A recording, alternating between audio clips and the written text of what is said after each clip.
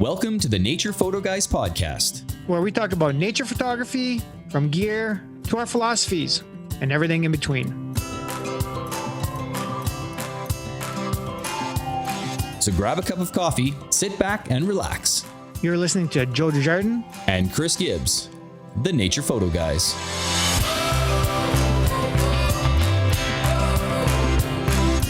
Okay, Chris, so you know what? We always have a hard time trying to start a video, right? Yes, yeah. We laugh. We're going like, cut, let's start over. Yeah. So why don't we just get to the nitty gritty of this video? Fine, let's do that. I agree. You know, I think we both had a couple, we had a good week, the weather was nice, that kind of stuff. Yeah. But you know what, guys, today we're actually going to talk about editing. We both use Lightroom Classic to do I guess I would say the majority of the editing. Yeah, I'd say the majority of them. Yep. Yeah, I mean, I do go into Photoshop a little bit and come back out, but I would say about 95% of my stuff's done on Lightroom. I don't know about you. Yeah, the landscape and wildlife stuff, I'd say 98% is in Lightroom. Some of my other photography, I have been using a couple of the Topaz tools. Yeah. And I have used On One for a number of years as well. Yeah. Okay. But cool. I'm finding now Lightroom starting to speed up again. Adobe, sometimes they're a little late to the game on some things, but they've been doing good lately. Yeah. So I enjoyed the Lightroom software, and I don't really want to leave it. I'm used to it, right? So yeah, and that's the thing, when you get so accustomed to using a specific, photo editing suite, it's so tough. Like if I had to go away from Adobe now, I mean, I'm sure I would be fine, because a lot of the panels, like control panels and sliders and all that kind of stuff is pretty much the same. Agreed. Yes. But it's just the workflow that we have down, right? From, capture to, to the storage, or capture right into Lightroom to storage, that kind of thing. Yeah. Right? So, and the tools I use, they're actually plugins in Lightroom. So I'm able to right click and open them in it. So you know what I mean? So I know a lot of people use, Capture One as well. People say that they get that tool is really good, but changing to another workflow, this just works for me. So I've just, I've stayed with it. So yeah, it's going to take a whole lot of, I don't know, something good to have me change, Agreed. But, I've been using Adobe since, let me see, 2002. Yeah. Yeah. I think 2002, 2001. I think I started with Adobe 4.0. Yeah, exactly. So, and I remember working in the studio, and what was in back then was these really heavy classic vignettes. Like, I mean, they weren't even feathered. Okay. Yeah. They were like solid lines. And I remember doing a family portrait, and the mom, the dad, and the kids were all in these separate little. I know exactly what you're talking about. Yeah. On the one piece of paper, like, one photo paper and stuff. That was the thing, though. It was. But I mean, I look at that stuff now and I cringe, right? Like, and you know what, guys, to be honest, that's what you're going to find. As you progress with your photo editing. I mean, there's stuff I look at, I edited 5 years ago, and I'm like, what was I even thinking? Like, seriously. Oh yeah, me too. I remember when HDR came out? HDR came out? Yeah. Everything was grunge. Yeah. Right? I was like, hey, I was guilty of that too at the beginning for my, some of my landscape stuff, right? Oh yeah. Yeah. But then, I got to the point where, I kind of toned down the HDR. And so now the images, look good, but it may not look like I used HDR, which is the point, right? You know what I mean? Yeah. There's a nice balance of highlights and shadows and everything else, right? So exactly. So yeah, cool. Very cool. Okay, Chris. So why don't we get started, and why don't you show us how to edit some of your landscape images? Sure. Well, I'll do that. I'll share my screen here. Okay, Joe. So I have an image here that I took in Kananaskis, and truthfully, this isn't one I would normally keep, but I was in a hurry, to tell you the truth, and I had to get back, and I took this image along the side of the road. I saw it as I was coming up on it, And I thought it was pretty cool with the trees frozen in time kind of thing. I was thinking, so I decided to jump out of the vehicle, didn't set up my tripod, took the picture, hence the, 1/250th of a second. But you know what? I really liked the image. I was just capturing it just to capture for social media. So I kept it. So I thought we would show a little bit of editing of this and how I go through my process once I bring an image into into Lightroom. Sure. So everything I take is in RAW. This was taken with the Fuji X-T3. So the raw file, the extension is .raf with Fuji, hence the extension up there. So what I usually do when I first come in, everybody edits a little differently. So this is kind of what I've been used to. So the first thing I kind of do is start playing with the exposure. I'll look at the histogram, and the histogram is kind of cool in the fact that, as you can adjust the exposure here, but you can also actually play around with the exposure actually on the histogram, right? So it's kind of nice if somebody is getting used to learning about the histogram.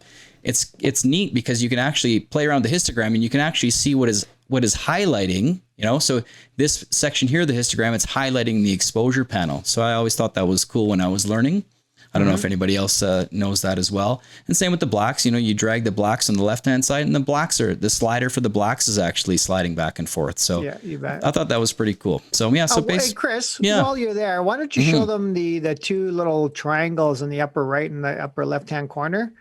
And show, I'm not sure if you're going to be able to show like any clipping. I'm not sure if there's shadow clipping or any highlights, but if you activate those. I use the J key to do that as well. Okay. So, so if I bring the blacks down, you can see the blue that you see in the screen. That's right. It is crushed blacks, I guess, right? So underexposed blacks. And if you adjust the whites, you can see the red. Once it gets overexposed, it shows a red tone on the screen. So you can really tell what's overexposed and what's underexposed. So the blue being the blacks and the red being the whites, basically. Exactly. So, and then a lot of times, if you have those two little triangles up there activated, once you get onto whatever specific image, if you're seeing the blue and you're seeing the red, the red, then that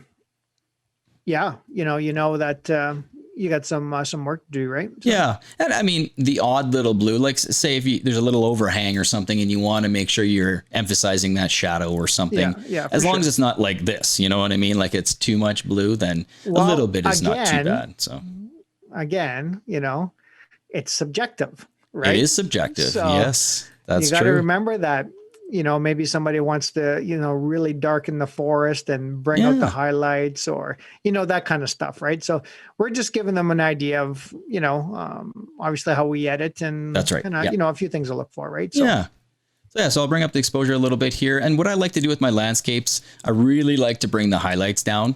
I find that, in the sky and the trees and everything, it really brings out some of the color, especially in the sky, right? On a sunrise or something like that, you can really see the sky. So if you come here, as long as you haven't totally overexposed it and lost the data from the whites, I guess, you know what I mean? Lost the detail, yeah. Yeah, so if I bring it down here, you can start to see the clouds come out. So I kind of like that. And then I'll bring the shadows up but you don't want to go too far. That to me is too far. So you would want to bring it up a little bit. And then I like a little bit of contrast in my image too. And then I play with the exposure. And so the shadows are a little bit too much to me. Play with the whites a little bit. Yeah, see, there's the whites. You can start going, there's a bit of red poking through in the clouds there. So you know that, oops, you better not. And, really, it's okay sometimes. Because it's okay to have the, true white up there, right? But it's just giving you an indication that, you've basically lost detail, right? That's right. That's all. So whether you want that or not, it's obviously it's up to you. So exactly. Yeah. And this isn't my favorite image of all time. Obviously, this is like a social media thing. I just, but it's still shows the ability to it's a good image to show what you're working with, right? So yeah. And then so I'll just bring the clarity up a little bit. I like the dehaze because even though dehaze kind of removes some of the mist and some of the fog and all that, it still adds starts bringing a little bit of contrast and kind of cuts through in a way sometimes. I don't know how to explain that. Hey, it's kind of cuts through it, doesn't it? Yeah. I think it's more of a contrast filter for sure. Yeah, exactly. And, people used to do this. Joe was talking about with HDR, really, really go too far. Hey, and some people like that. Actually, that doesn't look all that bad. Yeah, it doesn't look that bad. I will add a little bit in here, so. Oh, absolutely. And then a bit of saturation. I've tended to, I don't know about you, but these days I tend to bring keep the saturation down a little bit, almost like muted just a little bit under 0, like -3, -4, and play with the vibrance actually a little bit more than the saturation. I don't know what you, if you're like that as well or not. I'm kind of a go by eye kind of thing too. Yeah, you kind of, as long as it's working for you. So that's kind of, that's just a quick rough edit. I mean, I'd probably play around a little bit more about that. Hit the J key, get rid of the blues and the reds. You can see a little bit in there. I'm not really worried about some of these small little adjustments, really. I mean, I don't think they're taking away too much. I mean, if I want to bring the blacks up a little bit, but I don't know. So that's a basic on the basic tab anyway. Then I'll scroll down. You know what? I don't really do too much on the tone curve tab personally. Sometimes I do, sometimes I don't. Maybe you do, and you can show that on your image, but I tend to stay away from that a little bit. Have you removed it? Yeah. I don't even use it. So I right click on it and I just remove the panel, right? Yeah. So really, if you don't need this one, and I probably should have removed it a long time ago. So we'll just right click on customize develop panel. And then you can remove the panels that you really don't use. So yeah, you betcha. I guess I should have done that a while ago. Hey, Joe. Hey, no worries. Whatever. And then you just showed something. Hey, there you go. That's all right. And then sometimes I'll play with the colors. Really depends on what is like, if there's too much of something, I'll bring down the reds, bring down whatever. And the cool thing about this is, yes, say I want to bring the trees up, right? You can adjust the greens by bringing them up, but the greens on the trees are not necessarily the green slider, right? So the cool part is you can actually click this button here, come to the trees, and actually scroll up, and you'll notice on the panel, the HSL color panel, there's actually more yellow than green in there. It's almost a combination, right? So, yeah, in that section. And just for you, so you guys know, like when Chris took the tool, wherever you go, you put that center point on. You got to click and hold it and then drag, because you see there's a crosshair there, right? Show them, Chris. Yeah. So you see the crosshairs. So wherever you put the crosshairs, that's where they're picking the color from. Then you got to click, hold the button down, the mouse button down, and then drag up or down to show them how to desaturate all that green. Just do the extreme. Okay. So we can basically take the green, click on the green. I'm going to click down on my left mouse button and drag down. And there you go. If you notice, the green and the yellow have gone on the trees, but in this case, like Joe said, I just undid it. So I'll just bring down the green slider. You can do that too. And there's the green's gone out of it. So really the trees are more yellow, eh? Yellow, exactly. Right. So it's interesting though, that this button's really cool, but you can adjust that with the hue. You can adjust the hue really, you can adjust this and play around with the colors of the trees if you wanted to. That's right. You can do a lot of creative techniques that, we don't really do in landscape, I guess, in this case. Just so you know, when you're doing the color adjustment, the saturation, like Chris showed you, it's across the image. So just because he's clicking on the trees, that doesn't mean it's just happening to the trees. If there's any green in the image, it's being affected. Any yellow in the image, it's being affected. That's right. Yeah. There's a bit more advanced scenarios you have to do to affect specific areas, masking for and sure. all that kind of stuff. Exactly. Absolutely. Yeah. So for sure. And then I come down to the detail tab. Sometimes, I don't know if you noticed, but Lightroom years ago used to automatically default to 25 on this slider for sharpening. It's been, I don't know how many versions, but it's been 40 for the last number of versions anyway. But I tend to sometimes bring the sharpening up a little bit here. The cool part is that with the masking, if I don't want the clouds to be extra sharpened, what I like to do is, I don't know about on the PC, but when you click on option on the Mac and click on the slider for the masking under detail, and you slide the slider up, you can actually affect the detail that you want to with the sharpening. So in this case, everything you see white is being sharpened to an extent, and everything you see black is not being touched. So here, everything's being sharpened. So maybe I don't want the clouds to be sharpened. They're nice and soft and pillowy. Let's leave them the way they are. So you kind of can make some subtle adjustments, I guess, and everything you see white is going to be sharpened, right? So I usually play with that a bit because I don't really like, the clouds sharpened in that case. And if you got some grain, you might want to adjust the noise reduction a little bit, bring it up a little bit. In this case, I'd have to zoom in really far to see. If you want to zoom into a certain specific section of your image, if you hold the command button down on a Mac and actually you can see the box there on your mouse and then click and drag, you can actually pinpoint the area you actually want to zoom into. So, you can't really tell too many pixels in this case, but if you did see a bunch of, noise that you were seeing, usually in the blacks, you see it quite a bit, and then you would bring up the luminance, noise reduction just a little bit here. Well, the thing too is that when you're doing landscape photography, you're usually using a tripod, and usually your ISO is 50 or 100. So you never usually really have a grain issue anyways. No, that's very true. It's pretty tight unless you're hand holding and it's at 800 or 1600 or something like that. Exactly. ISO, right? Yeah, so. very true. And then I go down to the lens correction tab, and a couple things to point out in this tab here. There's a checkbox here, remove chromatic aberration. So basically, we'll see if you guys can see this in this screen. So I'm going to zoom in like I did. I'm going to zoom in to where the contrast, it's really where the dark edges meet. How do you explain that, Joe? I guess the dark edges meet the light edges in some cases. There's kind of that would make sense. I guess so. The contrast, that would be right? Good explanation. Yeah. So you can see the chromatic aberration box is checked to remove it. When I uncheck it, I don't know if you can see. Can you see this little bit of a line here? I might have to zoom in a little bit more. Yeah. There, can you see that? So see this yellow line? Sometimes it's a green line. Sometimes it's purple, right? Depending on what the contrast. More, like on my screen, it looks more like purpley. Purpley, okay. Yeah. And when you click this box to remove it, it actually goes away, right? Perfect. So the cool part is that I've noticed, I don't know if you've noticed this, Joe, but on my mirrorless cameras, this box is actually checked off when I import my mirrorless Fuji images into Lightroom. It's automatic, but my Canon, it wasn't. Oh, okay.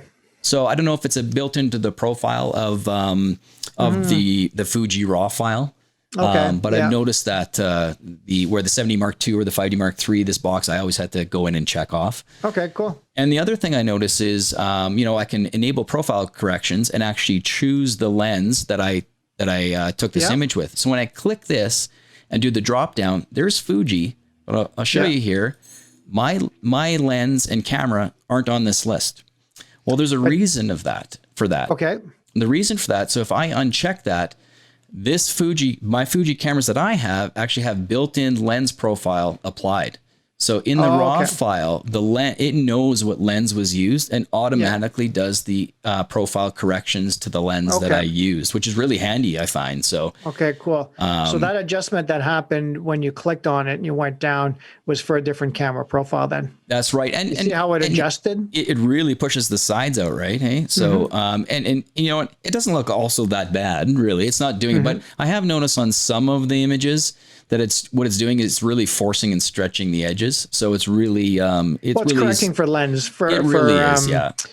What's the word? Like vignetting and on the basically like the curvature of the lens, right? Yeah, fair enough. It's kind of making some sort of an adjustment for that. If anybody knows what that is called, leave a comment below. Yeah, let us know. And Chris and I will learn something. Yeah, there you go. And then this next tab here, I leave this in here because I do a lot of architectural photography too. So I use this quite a bit. That's huge. This is huge. It straightens the lines out, levels everything. I have another image. Why don't you show them in this image here? Because you can see on the left-hand side of the image how the trees are bending. Yes. To the left. Maybe a little bit on the right, you can see some of those spruce trees too, right there. Yeah. So why don't you show them really quick how to fix that? Sure. There's multiple different options here. Sometimes you can hit auto and didn't really do anything there. That basically mostly does the leveling, I found. There's another scenario where you can actually do the verticals. You can't really tell there either, but the guided, if you click on the guided, or I guess I could have clicked on this little, little button here as well. Yep. And if you click on these trees and actually get some straight points here. So that's, I guess that's kind of straight there. Yeah. And if we go on the other side and do the same thing with the tree. Now you don't want to pick this one, obviously. Let's trees that are supposed to be up and down, right? Pick this one trees here. that are supposed to be vertical. Yeah. Right. And there you go. Can you kind of see what that did there? It basically straightened out the image. And and really, you'll notice I haven't cropped anything yet. I tend to play with the image first, play around with the quality, and then I decide on, do I crop it? Do I not? In this case, I am going to crop it. You know what I mean? So really, I guess one more thing down here, there is this vignetting. People used to overdo this a lot in the day. Yeah. You know, used here, let me just hit J to get rid of that. You know what? Maybe you should click click off the two arrows up there. Yeah, I just hit the J key. So the J key sometimes, so I just unclick that there. So there you go. So some people used to do this a bit. Lightroom is famous for only doing the crop vignette in the center. In order to get a vignette in different locations, you have to use a different tool in Lightroom. I guess the radial brush, I guess in this case. So you know, and to clear it, you can either slide it back yourself, but if you just double click on a mount, it goes back to center. So you can get rid of that entirely. So sometimes, you know, if there's an animal or something, you can draw focus by the vignetting. But, you know, I used to use this way too much in the past. And I found some of my images I've saved. Wow, I wish I would never have done that because it's kind of ruined some of my images over time. So it's just a progression in style. Yeah, I mean, back in the day, things were heavily vignetted, and now they're not. Exactly. You know? If I do apply one, you basically don't know I did, and it's just kind of darken the edges slightly to the, you know, just to help draw the eye in a little bit, but nobody can actually tell I've actually done it. So just subtle, right? Yeah. Yeah. It's applied and it's feathered almost to the maximum. So it gradually works its way in from the edges, right? So exactly. Yes. Yeah. And some people actually do the opposite way. You know, sometimes it's kind of neat. If really foggy or whatever, the snow you can actually do instead of the black, we'll just go down here and do that here. You go the opposite way. And actually, you know, you don't want to go too much, but if it's snowing or, you know, it's foggy, you can kind of draw your eyes in that way a little bit too, which is kind of neat. So, I mean, hey, if you want to add grain, you can. I'm a big proponent of not adding grain. I work so hard to get rid of the grain. Why do I add it? But that's just my opinion. So, and then, so here's the crop tool. The crop tool up top here, basically when you click here, you can determine exactly what kind of crop you want. There's the original aspect ratio of the image. If I click here, you can decide whether you want, 1:1. So there's a square. There's your Instagram. There's your Instagram. Yeah, exactly. 2x3. It's gone vertical on me there. So really, you can, if you want to just do a vertical out of this image, you can do that easily. If you want to just swap it to horizontal or choose a spot in your image, you can just pick and move it around, that kind of thing. For me, go ahead. Yep. No, so I was just gonna say, so you chose 2-3. Well, just as an example. So that's why I went vertical, right? That's right. Yes. 2 across the top, 3 down, yes, or you can go 3-2, and then it'll make it a horizontal, right? So exactly. Yeah. You can just add all kinds of different custom sizes there. Now I see you got a 2x1 there, Chris.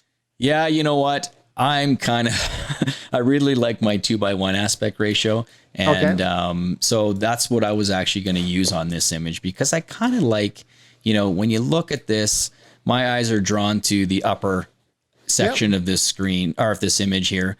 And, let's just hit enter here. So if you're looking at that, I still might bring it in a little bit, Joe.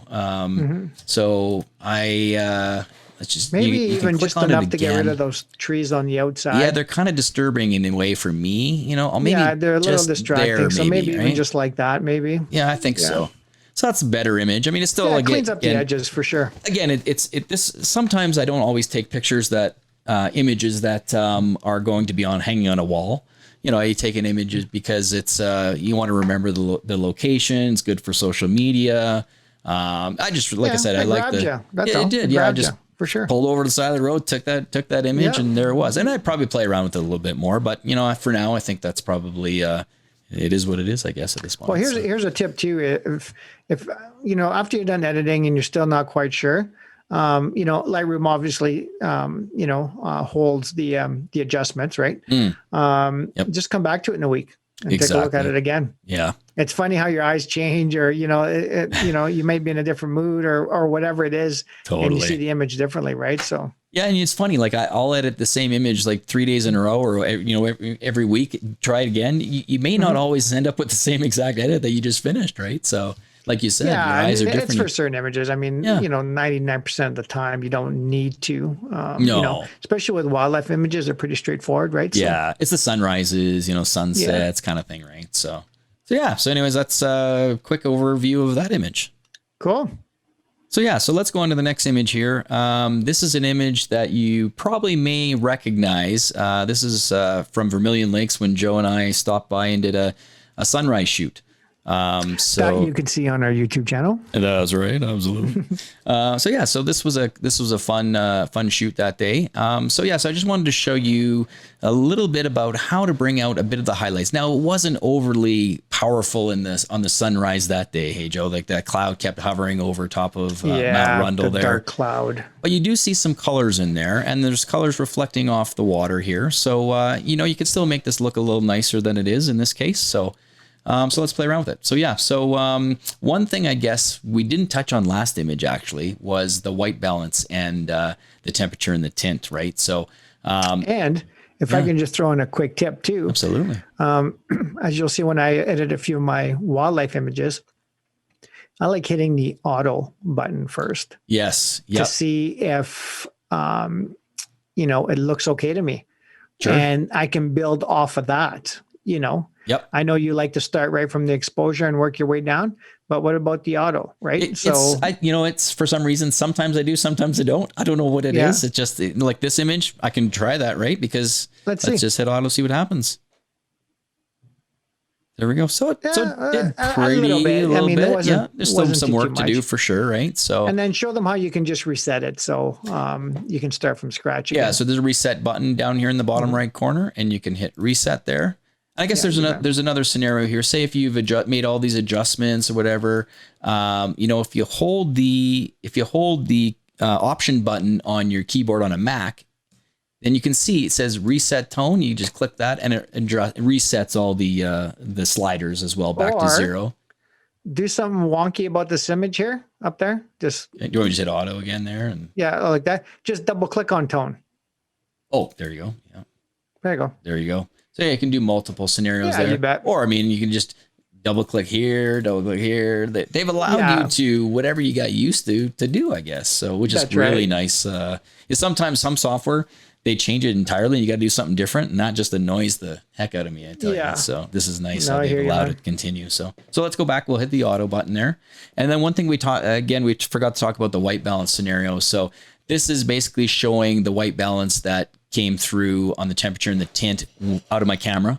So if I don't agree with that, if I want more blue or more warm tones, right, more cooler warm tones, you can make the adjustment on the temperature slider here. So if we now, Chris, when you're shooting in RAW, were you using auto white balance? So it depends on the day. I don't remember exactly at this image. Sometimes I do, sometimes I don't, because I was shooting video that day too. When I shoot video, I don't use auto white balance because it actually, as the light changes, it actually fluctuates the white balance. And sometimes you can actually see the changes, and I don't like that. So when I'm shooting video on a tripod for images like this, everything's pretty much in manual. So, okay, cool. No, so I don't remember, to tell you the truth. I shoot everything in 100% auto white balance when I'm shooting RAW. Okay, yeah. And that's why I was just curious to see. If I was shooting a photo, that would have been in auto white balance, but I do remember I was doing video that day, so cool. I do make that adjustment. And you can see, like when you're doing video, you can actually see it jumping around, and I just try to avoid that. And you know, there's a technique that somebody told me years ago that is kind of neat. If you're looking for the balance of what you're looking for, you can go to the extreme and then go both sides of the extreme. Here's the blue, here's the yellow. And if you go back and forth and start slowing down a little bit to where you think you like it, and then you end up on something, you know, in the middle there. So you get what I'm saying there, Joe? So sometimes you go to massive extremes. So you can see blue, yellow, and then you start slowing down, kind of targeting the area, not even looking at your slider, just looking at the image to where you may like it. And then you end up, you know, kind of where you want it there, right? I mean, it's a great trick for the color temperature itself, but it's pretty much the same with any slider there. Oh, that's true. Yeah, to be honest with you, yeah, right? that's true. Especially the vibrance and saturation and clarity. Yeah, and just one extreme to the other. You can just give her until you find something that balances quite nice, right? Exactly. So, I mean, after time, you just know, okay, I'm going to go, 1, 3, 5, clicks over or whatever it is, right? So exactly. Yeah, that's for sure. So this, I'm going to bring the exposure down a little bit because, hey, this, to me, this was a sunrise. It was a little darker. It wasn't bright like this that day, so I like to bring the sunrises down a little bit. That's, again, my personal preference or whatever. So I'll bring that down a little bit. And here is where, to me, sometimes I may bring down the highlights a little too much at times, but this is where the color comes out of the clouds. Here, where it was center, the clouds are a little more white. You can kind of see color coming through, but as you bring the highlights down, that's where some of the colors start to pop, right? And then the same with the shadows. I'll bring them up a little bit, but in this case, I don't want the shadows too bright because it was a sunrise, in my opinion. And then, let's turn that J key back on, right? Or as Joe said, the triangles here as well. So we'll turn them both back on so you can see what we're doing. So in this case, it's a little dark in this area. So we'll bring the blacks up a little bit. I mean, it is the shadow right underneath the log, and it is dark under there. And that's pretty subjective again. Like, who do you really want to see detail there? Yeah, that's true. If you don't, it doesn't matter, right? Get rid of it. Yeah, exactly. Keep it down. Yeah, for sure. And then I'll bring the whites up a little bit here. And see again, I don't want to go too much because it was a sunrise shoot there. Well, and you don't have to, right? Because you don't have to. Yeah, it's your interpretation. Totally. Like that's the beauty about editing, right? So. Oh, exactly. Yeah, that's for sure.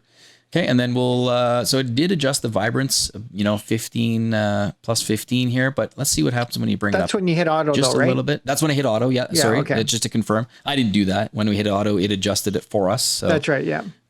So you bring it up a little bit, but what it's starting to create is, there's more color coming where maybe I don't want it too much because, see, it's adding like purples and blues and around. Look at the snow. The snow is almost looking not as realistic as is that. Yeah, for sure. Right. So I won't bring it up too much. Let's adjust the saturation a little bit here. So maybe it's about there. So this image doesn't, again, the color in the sky really wasn't there that morning. But at least there's some of it there.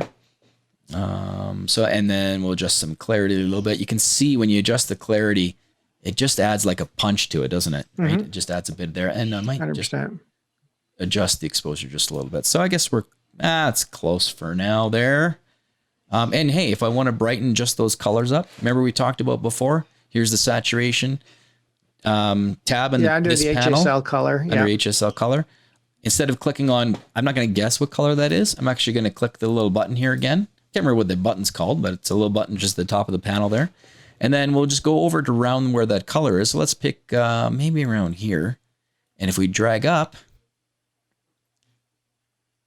and it's adding it is adding it there a little bit, hey? A little bit of red and orange, yeah. So, I mean, I guess this is a good time to bring up my my comment. When I edit images and when I take images, I always try to bring my images back to how I envision it is standing there. You know what I'm saying? So, there's a photographer that I followed for years, more on the black and white architectural scenario. Her name is Julia Anna Gospodaro.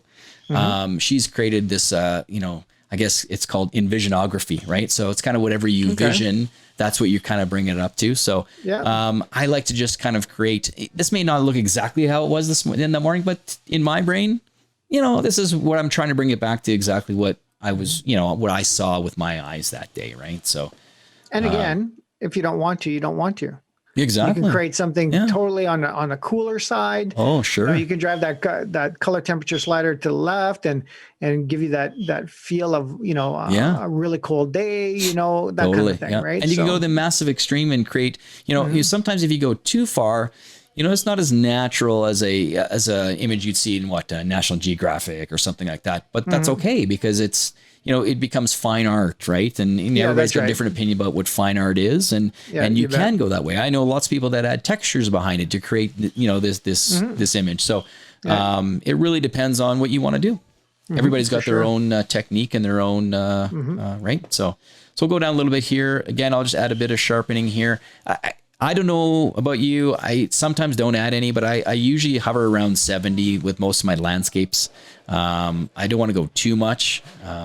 Well, I'll throw a little tip your way. Yeah. I usually export this into Photoshop. Okay. And I'll use the high pass filter. Oh, nice. Yep. So that's something everybody can kind of take a quick peek on Google or YouTube or whatever. But using the high pass filter, you can certainly get, you can actually see with detail what's exactly sharpening and how much you've sharpened it. So, nice.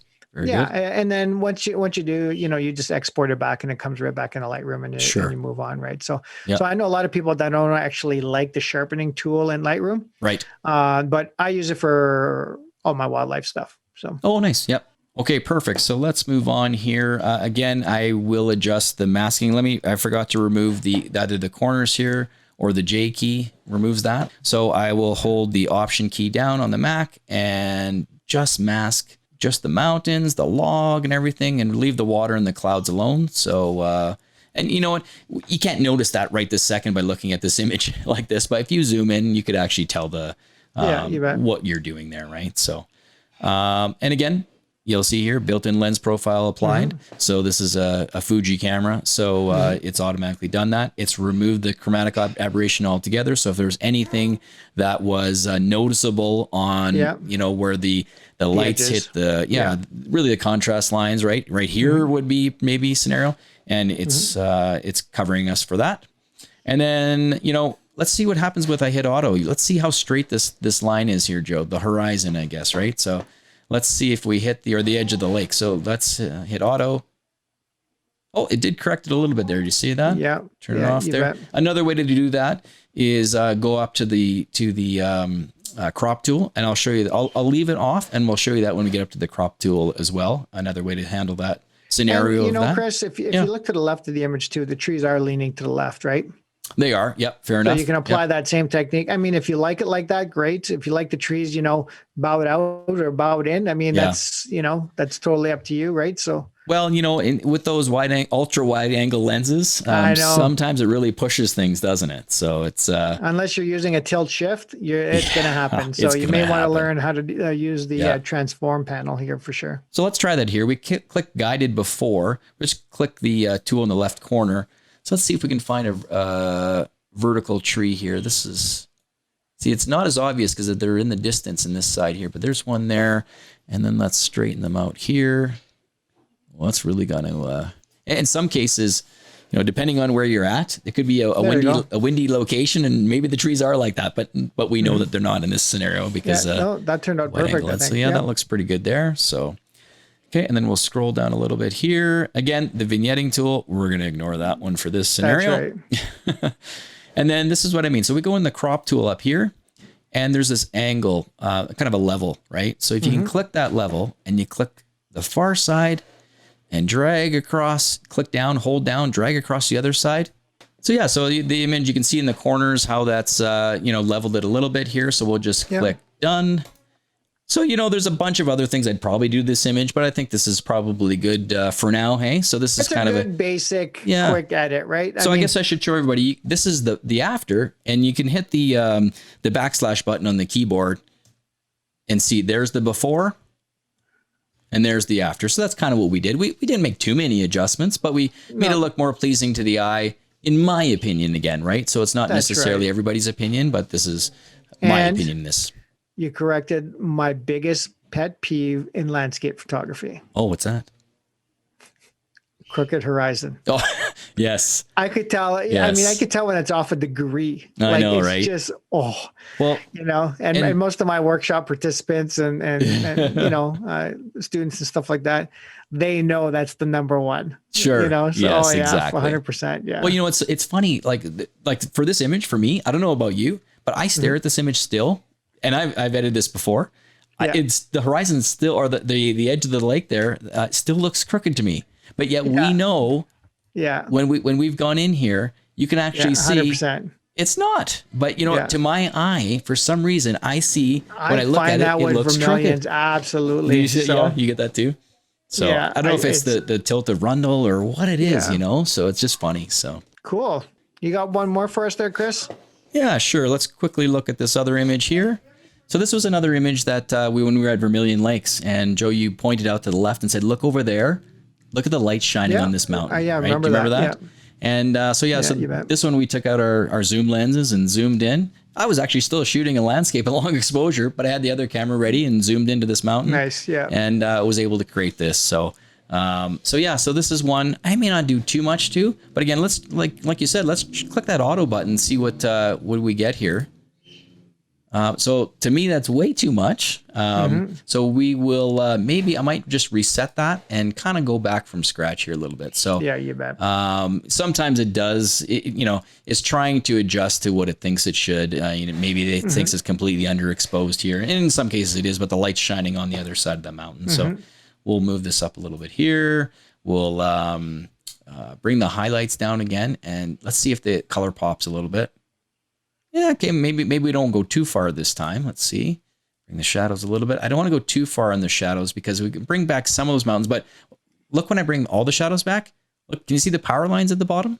Yeah, you bet. I saw that. Yeah. Right. So we've got to be careful there. Sometimes you can hide it by keeping them in the shadows, but I'm actually going to get rid of those when I do the cropping. My favorite 2-to-1 aspect ratio. Yeah, for sure. So we'll do that. And then, let's turn the J key on here, or those corner buttons, and we'll just bring the blacks here. You can see it there again. Bring the blacks up a little bit. The whites we'll bring up a little bit here. Yeah, I mean, the light was just amazing sitting on that mountain, so we'll leave it like that. I'm going to pop the clarity up a little bit because it does, to me, add a bit of punch. Don't go too far, because sometimes you go too far and it looks almost unrealistic. You know what I mean? Like, yeah, for sure. So I'll just bring it up. I like to bring it up a little. Well, really, like you say, any slider you move from one side to the other looks kind of unrealistic. So, yeah. And then sometimes what I notice, some of the color comes back. I play with the dehaze a little bit and see the fog a little bit on the top left corner of that mountain. If you bring a bit dehaze in, I find it kind of cuts through it a little bit, and you can determine whether you want it or not. In this case, I kind of like the fog a little bit, so it's kind of. Well, yeah, it adds some nice atmosphere to the. Yeah, for sure. So let's the image for sure. Yeah, let's adjust the the vibrancy a little bit here, and you can see it did do something to that mountain, right? It sure. Yeah, you bet. Made a big effect there, and we'll just bring up saturation. So, I mean, I don't think that is too unrealistic. Maybe I bring it down a little bit here. But really, that's what the colors were when you and I were standing there that day, right? So 100%. Yeah, it was amazing. So yeah, so in this case, I'm probably not going to play with the colors a little bit. I mean, we can probably pop them, click that button again. But you know what? I think it was just a subtle bit to me. I kind of liked how it was there. So we'll go down. Yeah, you like bit. it a little more on the subtle side. It was like that sunrise. I mean, yeah, it wasn't extremely vibrant colors in the sky or anything. Well, you can see that because the image you showed us before was the same morning, right? That's right. Yep, exactly. So yeah, it's just like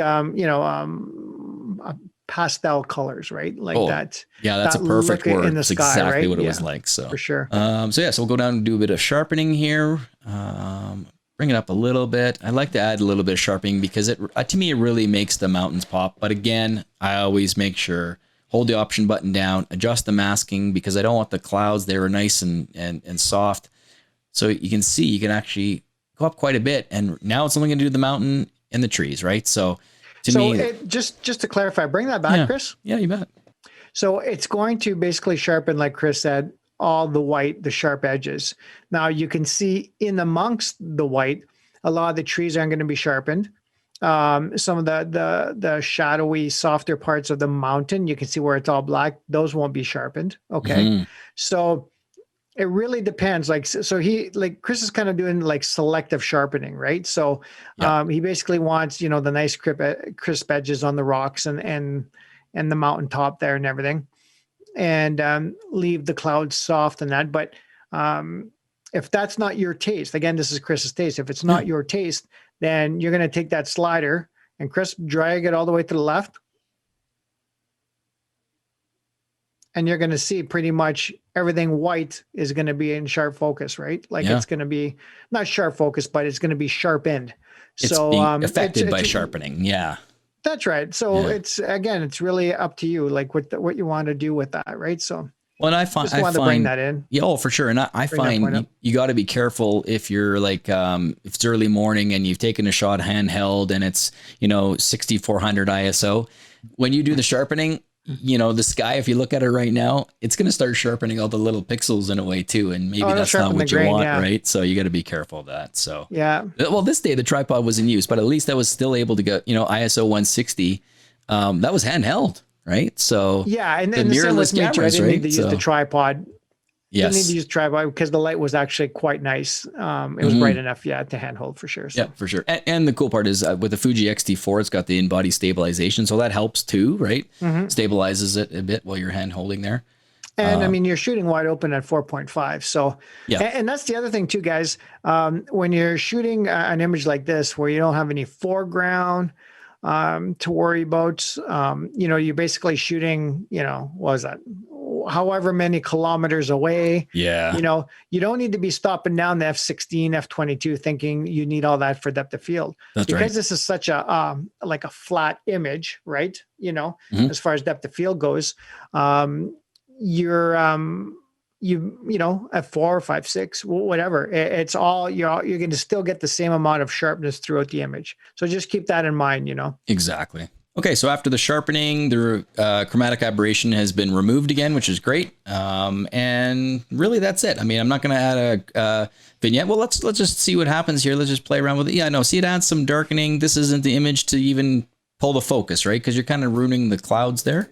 So we'll make sure that's off and there. It's pretty obvious when you got open sky. Yeah. Start totally adding obvious. A vignette because I mean the corners start to go dark. It's very obvious. Totally. Yeah. I know sometimes you get that effect with using a polarizing filter on some of the ultra wide lenses. Yes. And I'll actually correct that in post to eliminate it because sometimes you just can't eliminate that in camera, right? So exactly. Right, but yeah, just keep that in mind, guys, when you go to add a vignette. That especially on the open sky like that, you're gonna notice it for sure. Right away, for sure. Yeah.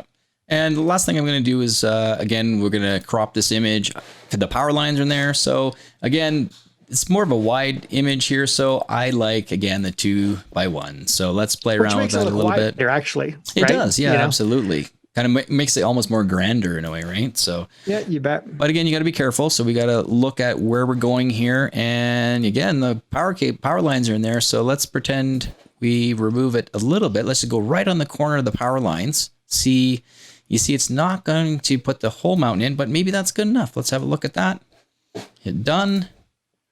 That's not too bad. It's cropping a little too much more than I'd like. So, you know what, Joe? I would probably potentially maybe play around with this a little more in Photoshop.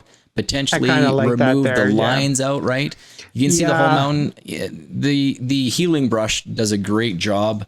In Photoshop, and we can probably remove those power lines and nobody would even know they're there. You know what I mean? That's right. So, I like that composition a little bit better than that one that was a little too much. I think the little one was just too tight for sure. Yeah, and I could probably go a little bit more, but it kind of frames it nicely there. And so I guess that's right. Yeah, so I'd do some more work in there at a later time, but yeah, it's probably. I think it's a good balance because if you look at the, kind of from the bottom left-hand corner up to the edge of the rock in the foreground, and then you got the tree line, and then you've got, the width of the mountain from, coming from the left, going to the right. Like you can see there's a nice balance. They're almost kind of like the same size, Yeah, I think you're right. Do you see what I'm saying? Yeah, exactly. Yeah. So I think it's a nice balance. It's not, for sure, we're not saying it's symmetrical at that angle, but it's almost it's close. It kind of is, right. Isn't it? So yeah, you bet. Yeah, no, it's good. But yeah, no, I'd do some work and get rid of those power cables. And I think other than that, it's probably good enough for that one. So.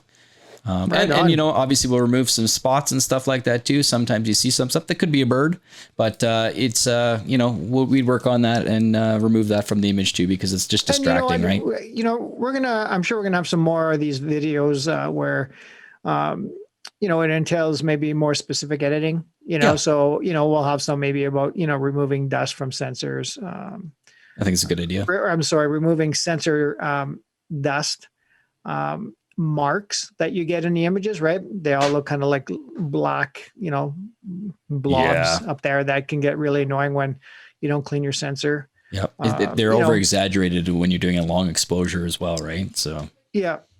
And they're actually really over exaggerated the further you stop down.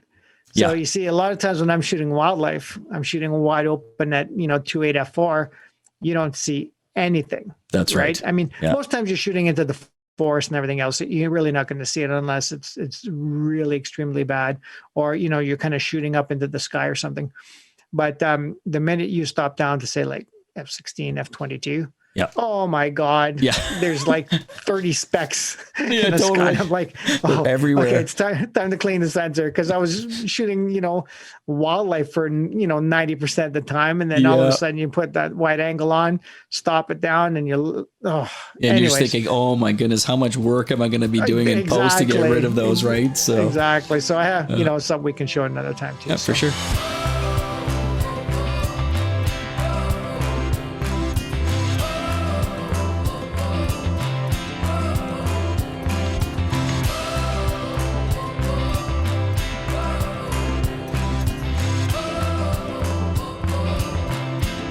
Well, Chris, that was great.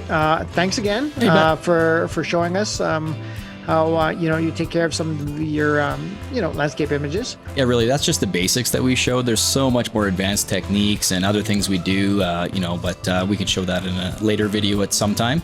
Yeah, you bet. And I mean, I'd really like to show how I go from Lightroom into Photoshop, using the high pass, maybe removing dust, adding a watermark, resizing for social media or whatever. I mean, more of a workflow thing, so fair enough. And the next episode, guys, I think I'll show you guys how to edit a few of the wildlife images. And, Sounds good. Couple of them I was looking at will be good examples, because, they involve shooting in snow. Oh, and good. They're a little underexposed and stuff, so it would be nice to kind of show you how to correct that. So right. I think that's it, Chris. We'll wrap up this episode. Sounds good. And again, guys, I'd really appreciate if you guys like, share, and subscribe. So we'll see you next time. Thanks for watching. Bye for now. Thanks for joining us on the Nature Photo Guys podcast.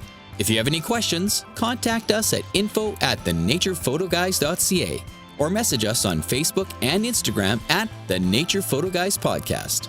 Visit YouTube and subscribe to our channel to watch all our latest videos.